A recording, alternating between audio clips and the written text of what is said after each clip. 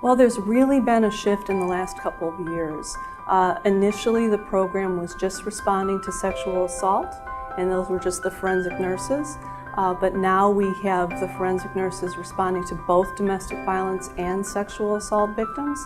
And as well, when advocacy started about 7 years ago, we were only responding to domestic violence victims.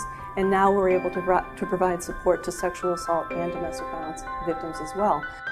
In working with violence against women and working with sexual assault and domestic violence, this issue does affect men, women, children across the board.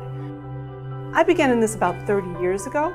I just have found it very, very rewarding to be able to put my values in action and help people in a way that's been very, very satisfying and rewarding.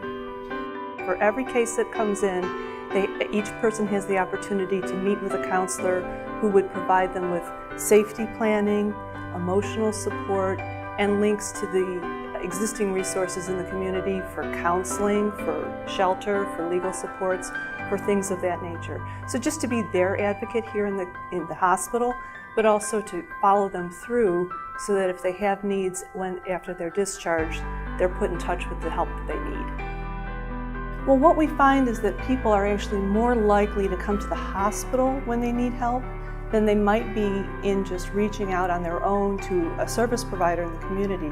So we want to also be that bridge so that they can get the follow-through services that they need. So we want to be prepared to offer them resources for legal support, for counseling, for shelter if they need. So we're that first interface, and if we can be that warm handoff, they're more likely to engage in the services that they need. We work as a great team together. The difference being that we have different roles and that the safe nurses are responsible for collecting evidence, and their compassionate care is so important to make the victims feel comfortable and to provide that care and to collect that evidence in getting good court outcomes. We have round-the-clock coverage just as the safe nurses do, so we're always available.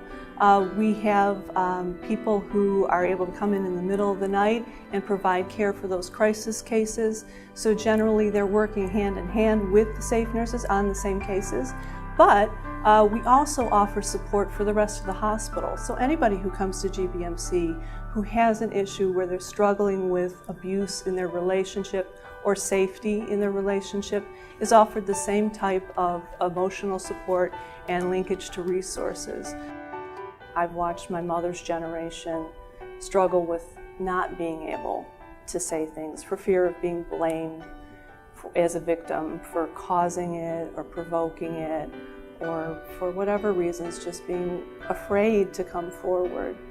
And in whatever moment we're in right now, where people seem to feel empowered to speak up, it's a great step forward, and we want to be there to be able to assist them, and hopefully in my daughter's generation get to a point where there aren't the need to provide these services.